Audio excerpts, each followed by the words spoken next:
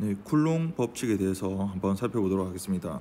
워낙 이제 유명한 법칙 중에 하나죠. 이제 본인 이름을 따서 이제 쿨롱 법칙 또는 뭐 쿨롱 힘이라고 하는데, 아까 그 전기력에 대해서 이야기할 때 대전된 물체 간에 상호작용하는 힘으로서 이야기했고, 전기력이라고 한다 그랬죠. 바로 쿨롱의 법칙은 그 대전된 물체 간에 작용하는 전기력의 크기가 어떤 물리량과 어떤 관계를 갖는지에 대한 법칙이다 생각을 하면 됩니다. 이 쿨롱의 법칙, 이 결과는 실험을 통해서 도출했다고 하는데, 이 실험 과정을 보면, 이 실험도 저도 직접 한번 해보고 싶은데 되게 재밌을 것 같죠.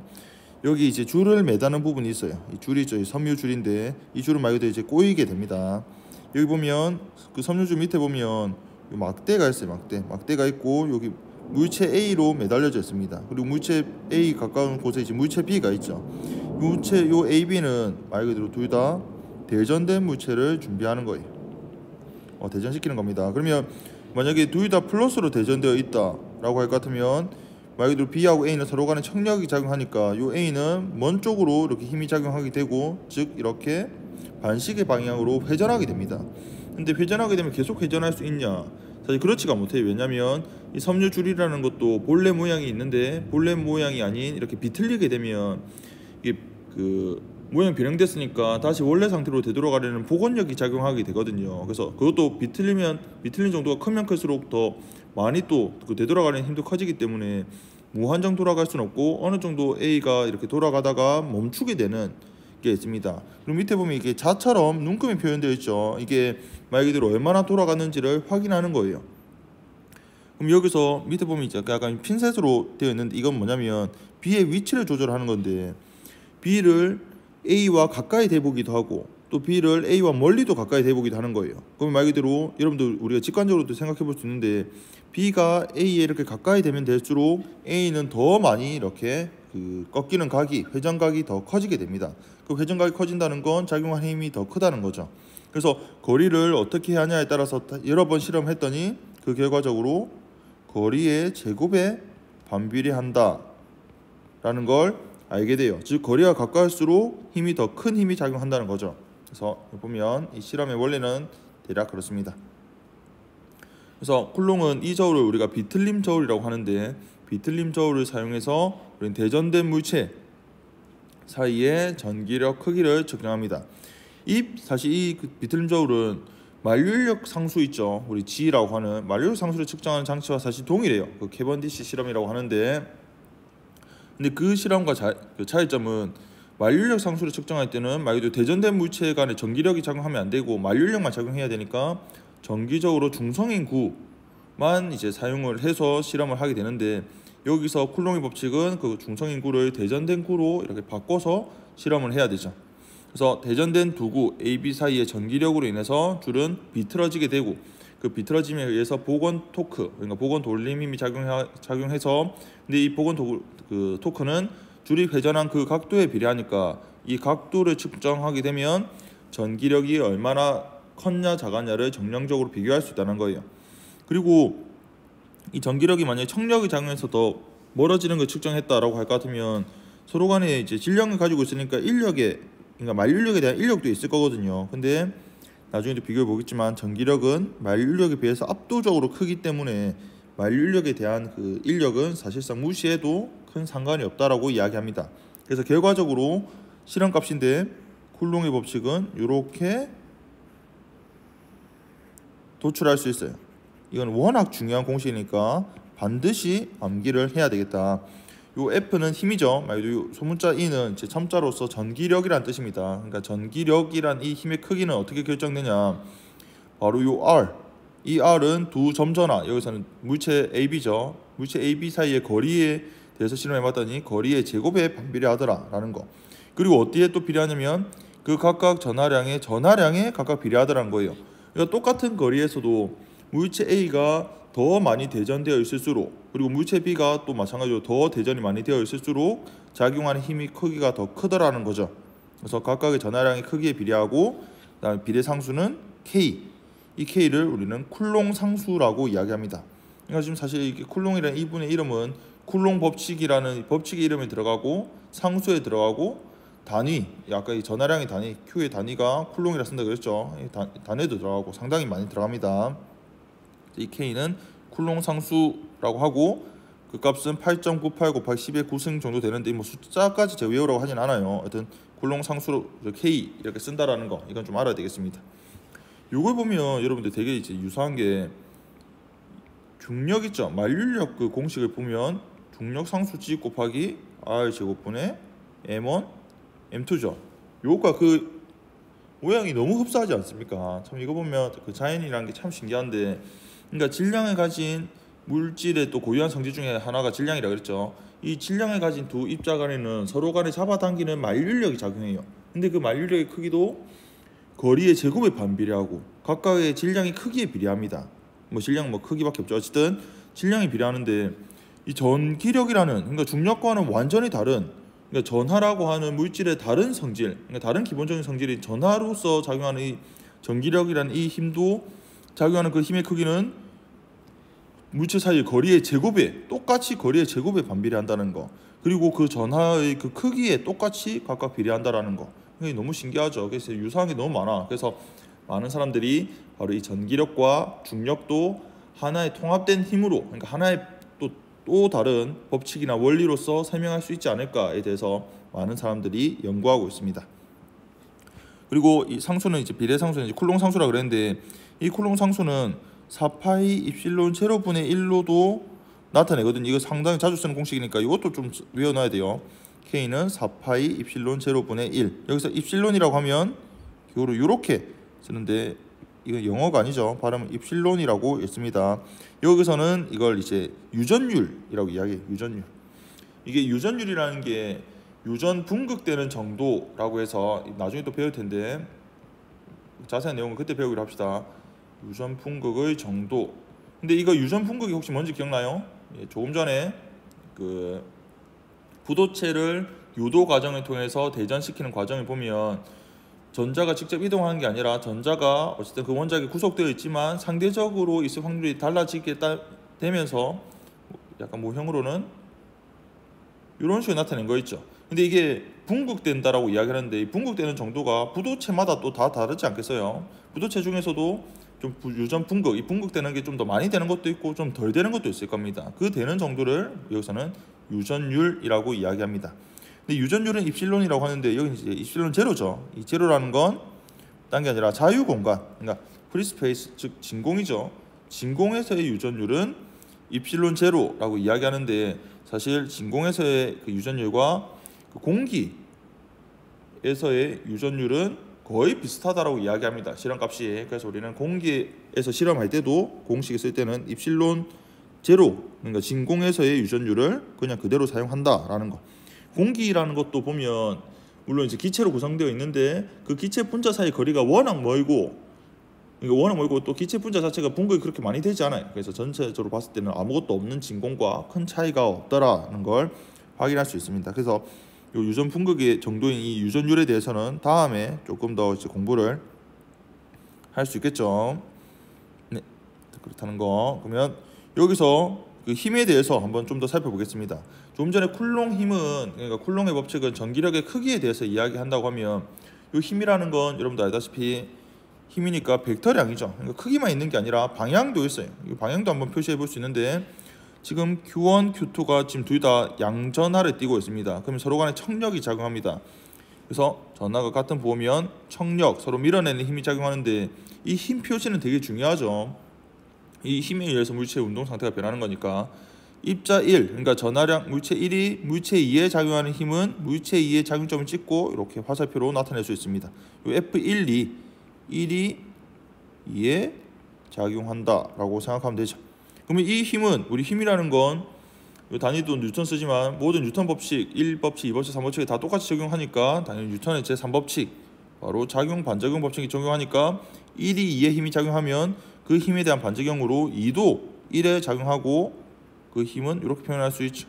이 두 힘은 작용점은 서로 다르니까 합할 수는 없죠. 작용 반작용 관계가 됩니다.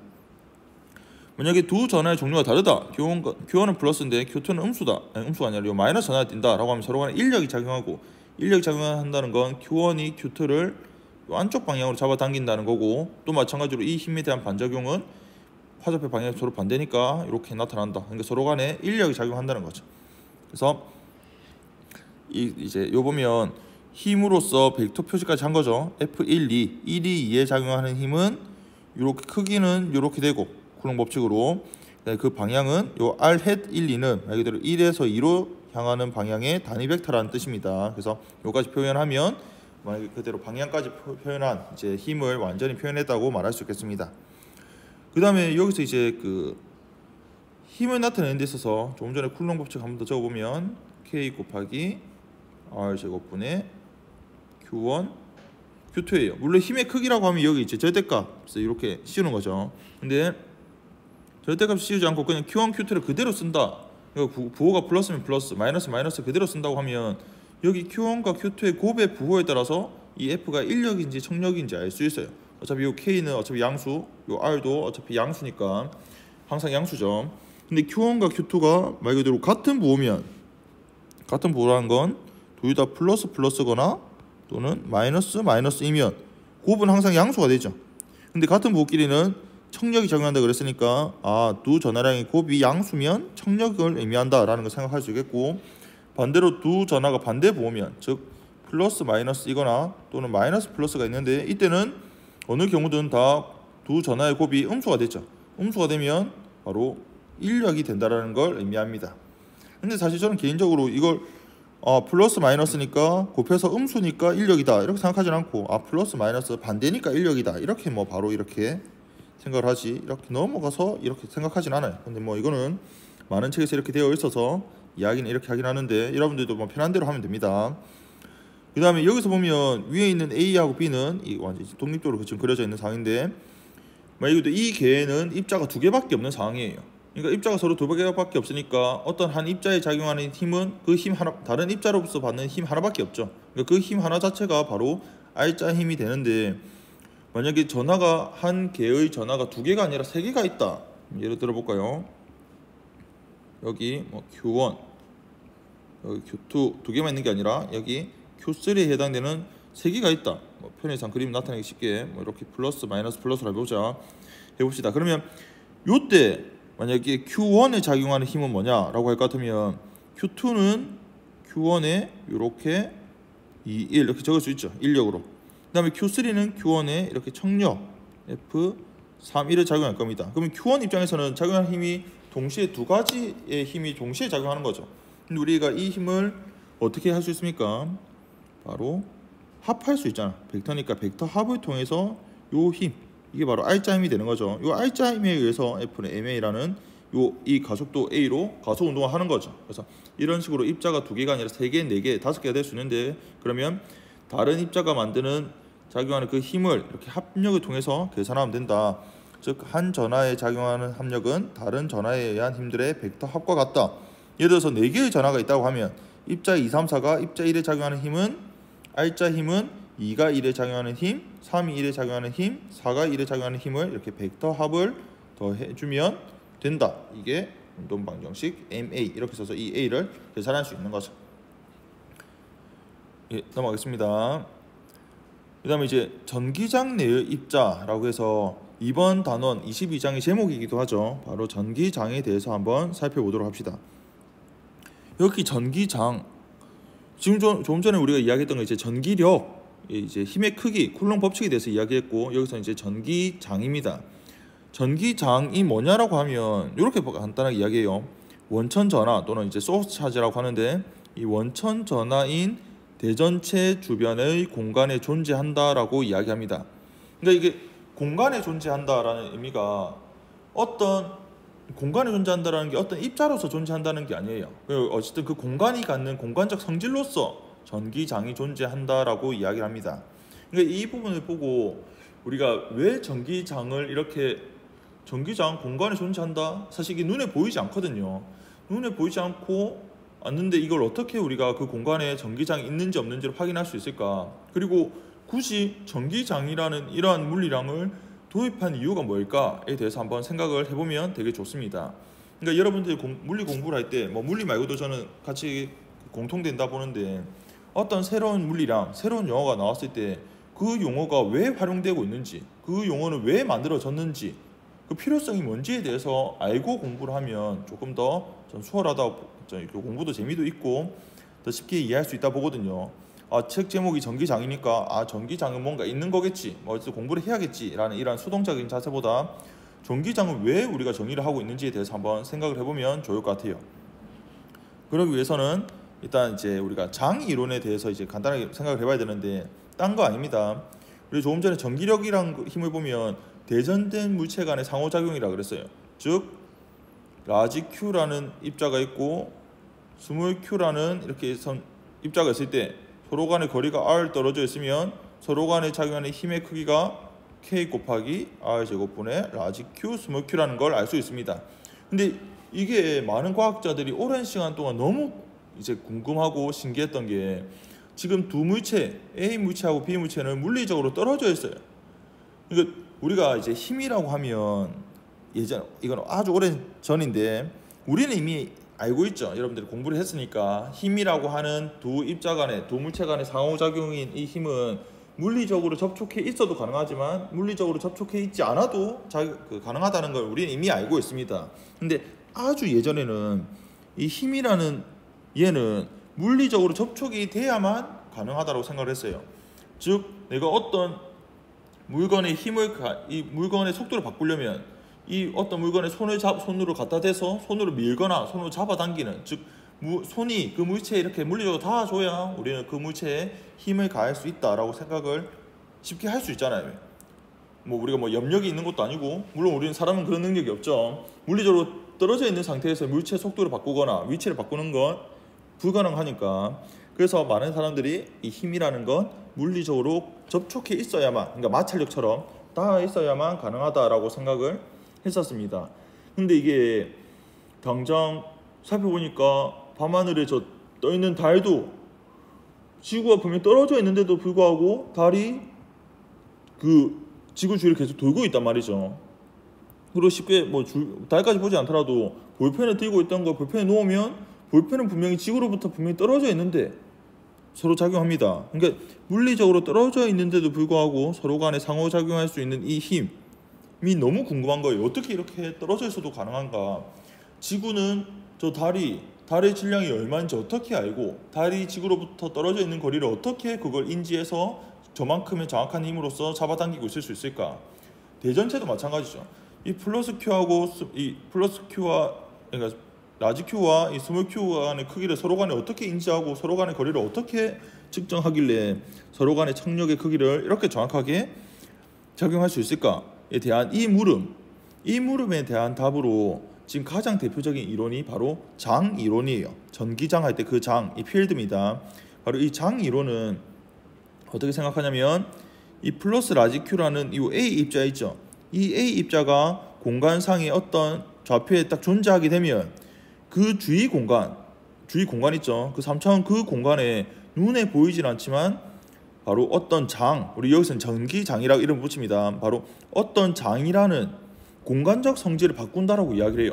그러니까 그 공간의 전기장이라는 공간적 성질이 바뀐다. 그래서 그 공간적 성질이 바뀐 그 공간에 바로 B라는 두 다른 입자, 전하를 띤 입자가 존재하게 되면 그 입자는 힘을 받게 된다라고 이야기합니다. 그러니까 어떤 공간에 전기장이 존재하지 않으면 어떤 대전 입자가 있어도 힘이란 게 존재하지 않는데, 다른 원천 전하, 우리 그래서 이걸 원천이라고 이야기합니다. 소스 차지에 의한 원천 전하가 어떤 공간에 있으면 그 지역, 그 공간 주위에 전기장이라는 공간적 특성이 만들어져서 그런 공간적 특성이 있는 곳에 어떤 다른, 여기서 이제 시험 전하라고 하거든요. 이 바로 테스트 차지를 두게 되면 바로 힘을 받게 된다. 그래서 물리적으로 떨어져 있어도 서로 간의 상호작용이 가능하다라고 이야기합니다. 요거는 전기장뿐만 아니라 중력장도 마찬가지예요. 우리 그 지구가 당기는 중력장도 똑같은 그 장이라는 개념도 지구나 태양이나 모든 입자, 모든 질량을 가지고 있는 입자들은, 그러니까 물체들은 주위 공간에 중력장이라는 공간적 성질을 바꾸기 때문에 바로 그 공간적 성질이 있는 중력장에 어떤 물체를 두면 그 물체는 중력을 받는다라고 이야기를 합니다. 여러분들이 지금 공부하고 있는 이 공간, 뭐 교실이 됐든 뭐 가정이 됐든 어느 공간이든 우리가 들고 있던 펜을 놓으면 펜을 바로 아랫방향으로 힘을 받죠. 바로 우리 살고 있는 이 공간에 지금 중력장이 만들어져 있다고 볼 수 있다는 거예요. 근데 우리가 직접 가보지 않았지만 달에도 똑같이 펜을 두면 떨어질 겁니다. 근데 떨어지는 가속도가 분명 다를 거예요. 왜냐하면 같은 공간이랑 스페이스는 같아도 지역에 따라서, 그러니까 위치에 따라서 중력장은 다를 거기 때문에, 그럼 당연히 전기장도 위치마다 다 다르겠죠. 알죠? 그래서 이처럼 전기장이 왜 우리가 이러한 물리량을 도입해서 공부하는지 한번 생각을 하면 더 좋을 것 같아요. 그럼 왼쪽에 있는 그림을 한번 보겠습니다. 지금 원천 전하라고 해서 지금 플러스 Q로 띄고 있는 원천 전하가 있어요. 그럼 이 원천 전하는 주위 공간에 조금 전에 말했던 전기장을 만듭니다. 전기장은 기호로 대문자 E를 씁니다. 이 에너지하고 똑같은 거 쓰는데 조심해야 되는 게 전기장은 벡터량이니까 화살표를 표시를 하죠. 근데 나중에 한창 하다 보면 화살표 표시를 안 하고 생각하는 경우가 많아요. 그러면 이제 말 그대로 에너지와 전혀 비교할 방법이 없죠. 이제 구분할 방법이 그건 이제 그 상황을 보고 문장의 앞뒤 문맥을 따져서 여러분들 캐치할 수 있어야 됩니다. 어쨌든 원천 전하는 공간의 전기장을 만드는데 요 P 지점, 이 P는 특정 지점이 아니라 임의의 지점이죠. 뭐 다른 데가 뭐 P가 될 수도 있습니다. 어떤 임의의 지점 P 지점의 전기장을 E로 나타낼 수 있겠다. 근데 이 전기장 E는 공간적 특성이기 때문에 우리가 눈으로는 관측이 안 되고, 그럼 이 공간에 전기장이 어떤지를 확인하기 위해서는 어떻게 하냐면 바로 시험 전화, 테스트 한다는 이야기가 그거죠. 말 그대로 이제 검출한다는 이야기예요. 바로 시험 전화를 여기 두 번째 B 그림에 있습니다. 시험 전화를 그 P 지점에 둬보는 거예요. 시험 전화를 보통 Q0로 많이 씁니다. 그 시험 전화를 거기다 두면 그 시험 전화는 바로 힘, 우리가 그만 말했던 전기력이 작용한다는 거예요. 바로 이 전기력을 확인해서, 이 전기력은 우리가 확인할 수 있습니다. 왜냐하면 전기력 F를 받으면 그 시험 전환을 가속 운동을 하게 될 거거든. 우리 가속 운동은 측정이 가능합니다. 시간에 따라서 위치를 측정하면 우리가 그 시간에 따른 위치 그래프에 그 두 번 미분하면 우리가 그 가속도가 되잖아요. 그래서 그 가속도는 측정 가능하니까 우리는 전기력은 측정이 돼. 그래서 그 전기력을 확인해서 전기장의 존재를 알 수 있다는 거예요. 그래서 시험 전환은 그 공간에 전기장이 있는지 없는지를 탐지하는 검출기 역할이라고 생각하면 됩니다. 그러면 그 공간 속에 한 점에서의 전기장 이 벡터는 어떻게 정의하냐? 바로 벡터는 전기장은 이렇게 정의한다. 이것도 반드시 외워야 되겠죠. 전기장 E는 Q0분의 F로 정의합니다. 여기서 이 F는 말 그대로 시험 전화 Q0를 뒀을 때 그 Q0에 작용하는 힘이에요. 그 힘을 바로 시험 전화로 나누는 거죠. 여기서 시험 전화로 나누는 이유가 뭘까? 문장으로 표현하면 이제 시험 전화당 받는 전기력인데, 말 그대로 여기서 있는 이 전기장 벡터는 조금 전에 뒀던 시험 전화 Q0와는 무관한 상관이 없고 바로 원천 전화, 여기서 원천 전화는 지금 보통 대문자 Q도 쓰기도 하는데 여기서 이제 스몰 Q로 되어 있죠. 스몰 Q에만 의존하는 물리량이기 때문이에요. 알겠습니까? 우리가 지금 사실 시험 전화를 두는 이유는 시험 전에 작용하는 전기력이 궁금해서가 아니라 시험 전화를 둔 그 P 지점의 전기장이 궁금해서 우리는 실험을 하는 거거든요. 그래서 시험 전화의 전하량은 우리가 관심이 없어. 그것과는 상관이 없는, 즉 원천 전화에 의해서 공간적 특성이 어떻게 변했는지가 궁금하기 때문에 Q0로 나눈 값으로 정의합니다. 그래서 E는 Q0분의 F로 정의하죠. 근데 요거를 보통 외울 때는, 여러분들 보통 외울 때는 이제 F는 QE 이렇게 많이 외우죠. 외울 때는 이렇게 외우면 되겠다. 뭐 F는 QE 외워놓고 필요하면 E는 Q분의 F 이렇게 생각하면 되니까요. 그래서 이 전기장은 단위가 뉴턴 퍼 쿨롱이 되죠. 그렇죠? 분자가 뉴턴 단위를 쓰고 전하량은 쿨롱 단위를 쓴다 그랬으니까 뉴턴 퍼 쿨롱 N 퍼 C가 됩니다. 이거 비교해 볼 수 있는 게 바로 이제 중력장인데, 중력장은 G로 써요. 여러분들 아마 중력 가속도로 우리가 좀 더 익숙한 중력장도 G로 씁니다. 같은 거예요. 그래서 이 G는 말 그대로 똑같이 생각해 보면 뭐 지구라 해볼까요? 지구가 주위 공간의 중력장이라는 그 장, 그러니까 공간적 특성을 바꾸는데 어떤 P 지점의 중력장이 궁금해. 그럼 그 P 지점에 바로 M이라는, 이것도 이제 시험 입자라고 말을 할 수 있겠죠. 시험 입자를 뒀을 때 그 시험 입자는 분명히 안쪽으로 중력을 받게 될 거거든. 그럼 그때 받는 그 중력을 바로 그 시험 전하의 질량으로 나누게 되는 거죠. 이 시험 전하의 질량을 나누는 것도 똑같은 맥락으로 바로 지구가 그 공간에 만드는 중력장에 대해서 궁금한 거예요. 이 중력장도 m과는 무관하죠. 맞습니까? 그래서 요걸 통해서 우리 보통 이것도 외울 때는 뭐 F는 mg 이렇게 많이 외우기도 합니다. 그래서 중력장과 이 전기장을 비교를 해서 공부를 하면 이런 공통점이 있으니까 훨씬 더 여러분들 둘 다 이해하기에 도움이 될 것 같아요. 그럼 밑에 있는 그림을 한번 보죠. 한번 예를 들어서 그만 배웠던 전기장을 한번 활용해 보는 겁니다.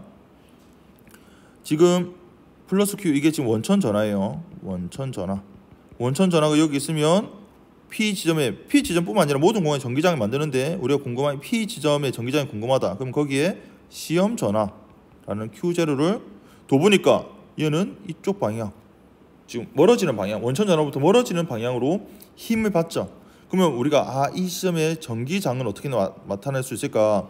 바로 이 전기장 이렇게 쓸 수 있는데 그 이유가 전기장의 정의를 Q0분의 F로 정의한다 그랬잖아요. 근데 여기서 이제 시험 전화는 보통 플러스 전화를 씁니다. 이 플러스는 나눠도 그 값이 부호가 바뀌지 않잖아요. 그래서 이거 플러스로 쓰기 때문에 그 방향은 변하지가 않죠. 요 E와 F는 방향이 같아. 방향이 동일합니다. 왜 양전하를 그 시험 전화로 썼기 때문에. 그래서 힘의 방향과 전기장 방향이 같다. 그래서 우리는 전기장의 방향은 플러스 전하로부터 나가는 방향, 그러니까 P에서 전기장의 방향은 Q로부터 방사상으로, 그러니까 퍼져나가는 방향으로 전기장의 방향이 만들어진다라는 거예요. 전기장 그 말은 당연히 위치, 만약 여기가 P'이라고 하면 P'에서 전기장 방향은 이렇게 나가는 방향, P2' 여기라고 하면 이때는 전기장 방향이 아랫방향이 되니까 위치마다 전기장의 방향이 다 다르죠. 당연히 전기장도 벡터량이라는 겁니다. 맞습니까? 그 다음에 여기 이제 두 번째 음전하, 여기서는 이제 원천 전하가 마이너스 전하에 띄고 있죠. 그러면 이 마이너스 전하도 분명히 주위 공간에 전기장을 만들 텐데 어떤 임의의 공간 P에다가 시험 전하 플러스 Q0를 두면 이때는 받는 힘의 방향이 이렇게 인력 안쪽으로 작용한다는 거예요. 이걸 통해서 우리는 전기장의 방향이 이 점에서는 이렇게 들어가는 방향으로 만들어지는구나. 이걸 통해서 우리는 마이너스 전하는 음의 원천 전하, 그러니까 원천 전하가 마이너스 전하일 때는 전기장은 Q로 이렇게 모여드는 방향으로 전기장이 만들어진다라는 거예요. 즉 원천 전하의 그 부호에 따라서 플러스 전하를 띄냐 마이너스 전하를 띄냐에 따라서 전기장의 방향이 달라진다라는 거. 플러스에서는 나가는 방향, 마이너스에서는 들어오는 방향으로 만들어진다라는 겁니다. 근데 이걸 오해하면 안 되는 게 플러스 전하가 뭔가가 나가는 게 아니에요. 그러니까 여기서 나간다는 게 뭐 빛이 나간다든지 입자가 나간다든지 뭔가가 이동해하고 뭐 에너지가 전달된다 뭐 그런 개념이 아니라 그 원천 전하가 만드는 공간적 특성의 방향을 우리가 이렇게 정의를 하기를 플러스는 나가는 방향으로 정의하고 마이너스는 들어오는 방향으로 정의한다라고 생각을 하면 됩니다.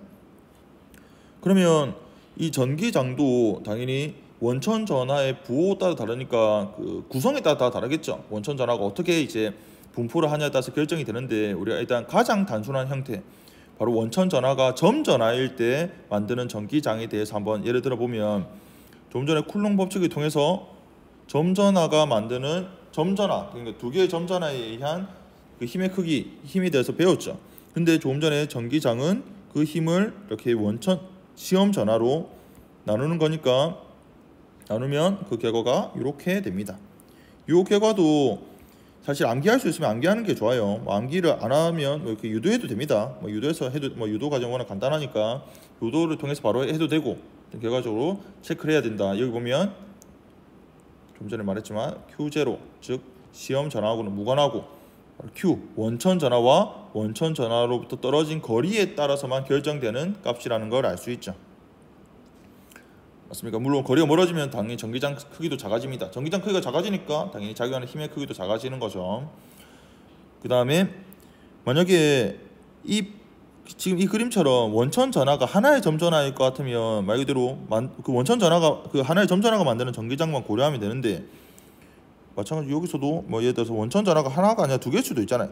플러스 Q1이라는 점 전하가 있고 그래서 마이너스 Q2라는 점 전하가 있는데 그 두 점 전하에 의한 이 P 지점의 전기장은 어떻게 되냐라고 할 것 같으면 전기장도 벡터 값이니까 Q1이 만드는 전기장은 이렇게 나가는 방향으로 E1을 만들 거고 다음에 Q2는 마이너스니까 들어오는 방향으로 이렇게 E2를 만들 거예요. 그러면 여기 E1과 E2도 마찬가지로 이렇게 기하학적으로는 평행사변형을 그려서 이게 바로 R자 전기장이 된다는 거죠.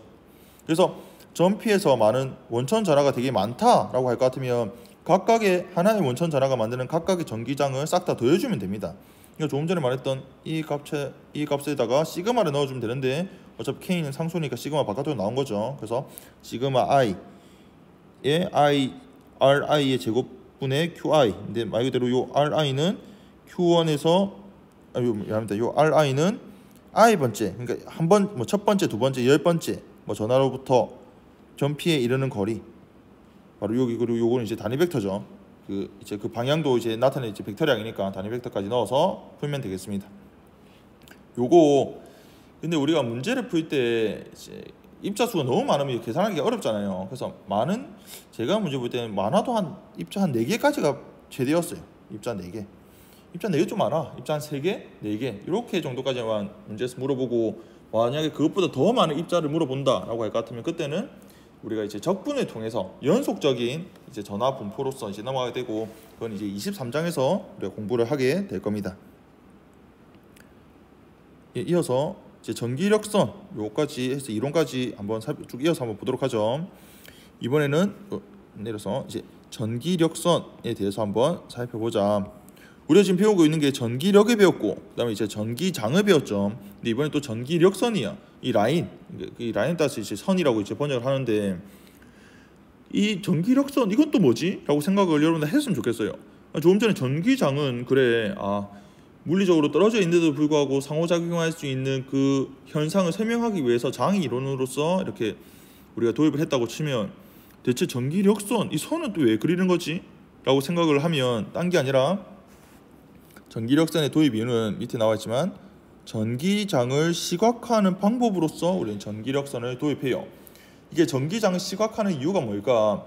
딴 게 아니라 밑에 그림 있지만 어떤 원천 전하 Q에 의해서 만드는 P 지점의 전기장이 P의 위치에마다 어느 위치냐에 따라서 방향이 다 다르고 크기가 다 다릅니다. 그러니까 이게 방향과 크기가 위치마다 다 다르니까 이걸 우리가 좀 알아보기 쉽게, 그러니까 우리가 공부하기 좀 쉽게 이제 도입한 게 바로 이 전기력선이라는 거예요. 근데 중력선은 여러분들 들어본 적 없잖아요.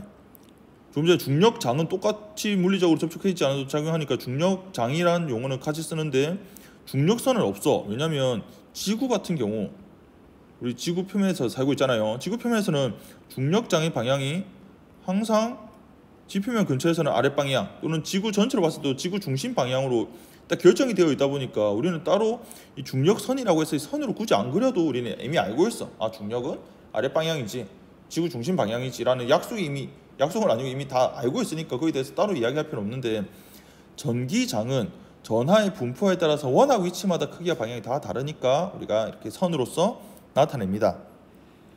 근데 보면 지금 플러스 전하에서 지금 전기력선의 예시를 이렇게 그려놓은 거거든요. 그게 지금 플러스 전하에서는 이렇게 방사선, 그러니까 공간으로 퍼져나가는 방향이죠. 이게 원으로 보이는데 사실 이게 구죠. 3D 3차원 공간으로 확장해서 생각해야 됩니다. 구의 형태로 퍼져나가는 거예요. 근데 퍼져나가는 이 화살표 방향은 딴 게 아니라 바로 전기장의 방향으로 나타냅니다. 당연히 그렇게 하는 게 편한 게, 만약에 전기력선의 그 도입 이유 자체가 전기장을 시각화하는 거니까 전기장의 방향으로 화살표 방향을 전기력선의 방향으로 나타내는 거예요. 어렵지 않죠. 그러면 플러스에서는 나가는 방향으로 된다 그랬고, 여기 마이너스 전하 같은 경우는 이렇게 들어오는 방향으로 전기력선을 그리면 됩니다. 그래서 만약 문제에서 이게 플러스가 이렇게 가려져 있을 수도 있어요. 가려져 있어도 여러분들은 전기력선의 화살표 방향을 보고 얘는 플러스구나 라는 걸 캐치할 수 있습니다. 알겠죠? 그 다음에 어떤 점, 여기서 이제 직선이니까 좀 다른데 밑에서 보면 더 나와 있습니다. 어떤 점에서의 전기장 방향은 이 전기력선의 접선의 방향이 바로 전기장의 방향이 되는 거예요. 그래서 전기장의 방향은 전기력선의 접선 방향이 바로 전기장의 방향이 된다고 했고, 그 다음에 전기력선의 방향은 엄밀하게 사실 말할 때는 전기력선의 방향은 뭐냐면 양전하가 받는, 이 양전하는 시험 전하죠.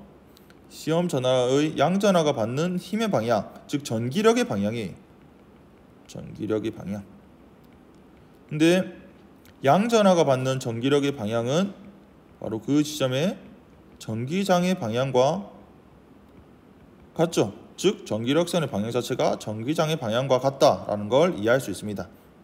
그 다음에 우리가 전기장 시각하는 게 방향만 알 수 있는 건 아니고 크기도 좀 알아야 되잖아요. 전기장 벡터량이니까. 근데 그 크기는 바로 전기력선의 수직이면을 통과하는 단위 넓이당 전기력선의 수로 우리가 상대적으로 알 수 있어요. 즉 전기력선의 이러한 통과하는 수직이면, 요 수직이면 똑같은 면, 이게 면적이 둘 다 A라고 해도 요 오른쪽에 있는 얘가 통과하는 전기력선의 수가 왼쪽에 있는 이 면적을 통과하는 수보다 더 많잖아. 즉 왜 안쪽에 있을수록 요 오른쪽에 있는 게 전기장 세기가 더 크다는 거지.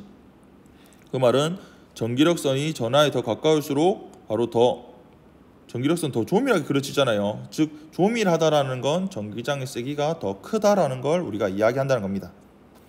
알겠죠? 즉 여기 A점, 여기 B점 있다고 하면 그 전기장의 크기라고 하면 A가 B보다 더 크다라는 거예요. 그러니까 이걸 정량적으로 알 수는 없는데 이거 그림으로는, 그래서 상대적으로는 이 지점의 전기장이 어디보다 더 크다 작다라는 건 알 수 있다. 그래서 우리는 이렇게 전기력 선을 통해서 그 지점의 전기장의 방향과 크기를 알 수 있다는 겁니다. 그러면 이러한 전기력선을 그리는 이제 규칙이라는 게 있는데, 이제 규칙을 한번 보면 지금 조금 전에 말했지만 전기력선의 방향은 플러스에서는 나가는 방향, 그리고 마이너스로는 들어가는 방향으로 그린다는 게 첫 번째 규칙이에요. 맞습니까? 그렇게 우리는 정의를 했죠. 그 다음에 그 전기력선의 수 있죠. 그 전기력선의 수는 전하량의 크기에 비례하게끔 그려줍니다. 그래서 그림 A 같은 경우는 지금 전기력선 수가 하나, 둘, 셋, 뭐 세 보면 똑같다는 건 크기가 같다는 거지. 그럼 부호는 반대고. 그래서 크기가 같고 방향이 그 부호가 서로 반대인 두 점전하가 가까이 있으면 전기력선이 이렇게 그려져요. 그러면 아까 이건 곡선이 있으니까 이 지점에서의 전기장은 방향이 어떻게 되냐 하면 이 전기력선의 접선의 방향이 바로 전기장의 방향이 되는 거죠. 그러니까 이게 전기력선은 그냥 아무렇게 그리는 게 아니라 모든 지점에서의 전기장의 방향 측정해서 그 방향이 접선 방향으로 이렇게 이 접선을 이렇게 이어서 긋는 거죠. 이어서 이렇게 그어서 이렇게 곡선이 되는 겁니다. 그 다음에 여기 보면 두 번째 그림 보면 이번에는 두 점전의 종류가 같아요. 플러스인데 왼쪽에 플러스 마이너스하고는 전기력선이 완전 다르죠. 둘 다 플러스니까 둘 다 나오는 방향이에요. 근데 여기 C 지점, 이 C를 만약에 진짜 한 가운데라고 할 것 같으면 거리가 같잖아요. 거리가 같으면 이 C 지점에서의 C 지점에서의 전기장은 정확하게 0이 돼. 이것도 우리가 충분히 여러분들 생각할 수 있는 게 전하를 띤 물체, 즉 대전체가 공간에 있지만 특정 지점은 전기장이 0이 될 수도 있어요. 왜냐하면 왼쪽 전하가 만드는 이 지점의 전기장은 오른쪽으로 만들고 오른쪽에 있는 전하는 왼쪽 방향으로 전기장을 만드는데 이게 방향이 정반대고 크기가 완전히 똑같다고 하면 R자 전기장이 0이 될 수 있으니까, 즉 이 지점에는 어떤 전하를 띤 물체를 갖다 둬도 전기력이 작용하지 않는다는 거예요. 왜? 전기장이 0이니까. 맞습니까? 근데 그림 B에서는 이 가운데 지점이 0이 맞는데 그림 A에서는 가운데 지점이 0이 아니죠. 왜냐하면 이 가운데 지점에서는 왼쪽에 있는 애는 오른쪽 전기장 만들고 오른쪽에 있는 애도 오른쪽 전기장 만드니까 R자 전기장이 오른쪽으로 만들어지거든요. 그러니까 전기력선이 지나가는 거예요. 근데 여기 B 그림을 보면 가운데 전기력선이 통과하지 않잖아. 전기력선이 통과하지 않는다는 건 그 지점에 전기장이 없다는 거지. 맞습니까? 그래서 여기서 그러면 이제 위치가 A, B, C 세 개가 있는데 세 개의 상대적인 위치를 통해서 우리가 전기장의 크기를 상대적으로 비교할 수 있어요. 조밀한 정도를 통해서 비교해 보면 A가 제일 크고 C가 제일 작은 걸 알 수 있죠. 그다음에 마지막 이제 세 번째 C 그림을 보면 뭔가 대칭적이지 않잖아. 조금 전에 그래도 A하고 B는 대칭적인 그림이었는데 C는 대칭적이지가 않아. 그 이유가 전기력선의 수가 다르기 때문이에요. 전기력선의 수는 조금 전에 말했지만 전하량 크기에 비례합니다. 즉 플러스 2Q가 마이너스 Q보다는 그 전하량의 수가 2배 더 많게 그려줘야 돼요.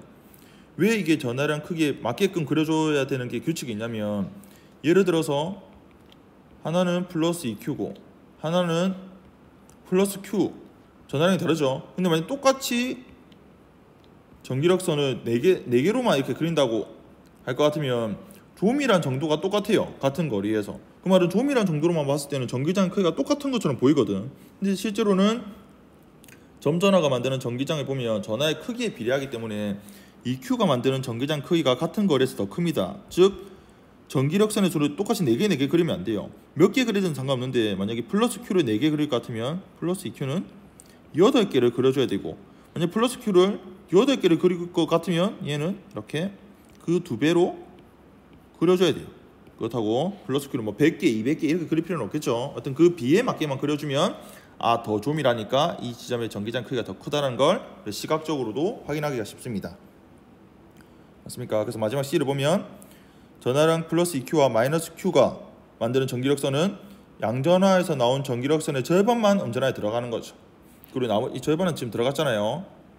들어갔다는 게 실제로 뭔가 이동했다는 건 아닙니다. 근데 나머지는 어느 공간에 있을 거라 기대되는 마이너스 전하를 통해서, 그러니까 무한히 먼 곳에 있다고 가정하는 음전하로 이렇게 쭉 이어지는 선을 그어주면 된다라는 거. 그래서 여러분들 전기력선을 이렇게 그리면 되고, 마지막 규칙이 있는데 이거 되게 중요해요. 바로 두 전기력선은 교차할 수 없어요. 여러분들 이게 전기력선이 되게 복잡한 그림을 봐도 그 어떤 전기력선도 두 개의 전기력선이 이렇게 교차하는 경우는 없습니다. 왜냐하면 교차한다라고 만약 가정할 것 같으면 교차하는 이 지점에서의 전기장 방향이 서로 다른 전기장 방향, 즉 아까 조금 전에 접선 방향이라고 했으니까 이 방향과 이 방향이 서로 다른데 동시에 작용한다는 거예요. 그럴 수는 없었거든요. 그래서 R자적으로 서로 다른 전기장이 만들어지면 R자적으로 하나의 전기장만 만들어지기 때문에 이렇게 전기력선이 교차된다고 가정한다고 하면 서로 다른 전기장이 동시에 공존한다는 이야기거든요. 그래서 이건 가능하지 않는다. 즉 하나의 전기력선이 두 개로 갑자기 쪼개지는 경우도 당연히 있을 수 없고, 두 개로 가던 전기력선이 갑자기 이렇게 하나로 합쳐지는 경우도 있을 수 없어요. 그래서 하나의 전기력선이 시작하면 그 전기력선 하나로 쭉 이어진다고 생각하면 됩니다. 네, 이론 거의 끝나죠. 이제 마지막으로 균일한 전기장 내에서 대전 입자의 운동까지 한번 살펴보겠습니다. 여기서 이제 균일하다, 전기장은 벡터량이니까 균일하다는 건 말 그대로 방향과 크기가 둘 다 같다는 거죠.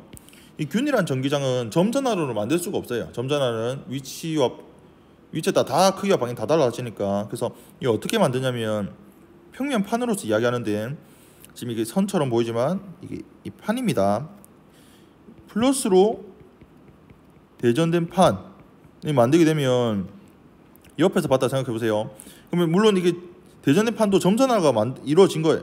그래서 점전화는 당연히 이런 식으로 전기력선으로서 전기장의 크기와 방향을 나타낼 수 있겠죠. 근데 얘만 하나만 있을 것 같으면 당연히 균일할 수가 없는데, 이러한 것들이 연속적으로 계속 있는 거잖아요. 하면 지금 여기서 위쪽 방향의 성분과 아래쪽의 방향의 이 성분이 서로 간에 상쇄됩니다. 상쇄돼서 결과적으로 어떻게 되냐면 아주 넓다고 가정해야 되겠죠. 아주 넓은 대전된 판이 만드는 전기장은 이렇게, 물론 여기 좀 더 균일하게 만들기 위해서 여기서 마이너스 판을 만들면 더 좋겠죠. 마이너스 대전된 넓은 판을 서로 가까이 대면 그 사이의 공간에서의 전기장은 이렇게, 지금 보면 제가 여러분들 보이겠지만 전기력선의 간격이 되게 균일해. 그러니까 요 간격이 요로 간격이 똑같잖아요. 이 간격이 똑같다는 건 제가 이번에 이제 균일하다라는 걸 나타내고 화살표도 다 똑같죠. 이렇게 전기장이 지금 균일하다, 즉 어느 지점, 이 지점이든 이 지점이든 이 지점이든 어느 점이든 전기장 크기와 방향이 똑같다는 거예요. 거기에 전하량이 Q고 질량 M인 입자를 거기에 한번 둬보자. Q인 거 둬보자. 그러면 걔는 전기력을 받죠. 왜냐하면 전기장이 있는 곳에 Q라는 걸 뒀으니까 그 전기력은 QE만큼 받습니다. 근데 만약에 이 공간에 다른 힘은 작용하지 않고 전기력만 작용한다고 하면 운동 방정식 QE가 곧 R자임이 되면서 F는 MA, 운동 방정식을 세울 수 있어요. 그 말은 이걸 통해서 가속도 A는 M분의 QE가 되는데, 여기 이 M 변하지 않는 상수, 이 Q 변하지 않죠. 요 E 균일하다 그랬습니다. 그러니까 이거 자체 우변이 다 상수가 되는 거예요. 즉 요 A가 일정한 가속도가 변하지 않는 바로 입자가 등 가속도 운동을 한다는 거지. 근데 여기서 단 조건은 앞에 나왔지만 전기장이 균일해야 돼. 만약에 이 전기장이 균일하지 않으면 이 가속도는 등가속도 운동이 아니라 그냥 가속 운동을 하는 거죠. 크기와 방향이 변할 텐데 전기장이 균일하면 우리는 입자는 등가속도 운동하니까 여러분들 등가속도 공식 뭐 있잖아. 기억납니까? V는 V0 더하기 AT 뭐 이거라든지 S는 S0 더하기 V0T 더하기 2분의 1 AT 제곱이라든지 2AS는 내적이죠. V 제곱 빼기 V0 제곱이라든지 이러한 공식을 활용할 수 있다라는 거예요. 알겠습니까? 그래서 이론이 조금 이해가 좀 덜 되는 사람은 그 일반 물리 책도 보면서 혹시 강의도 조금 들어보면 좀 도움이 되지 않을까 싶어서 한번 찍어봤습니다. 네, 그럼 이번 22장 전기장 이론은 여기까지 하겠습니다. 모두 수고 많았습니다.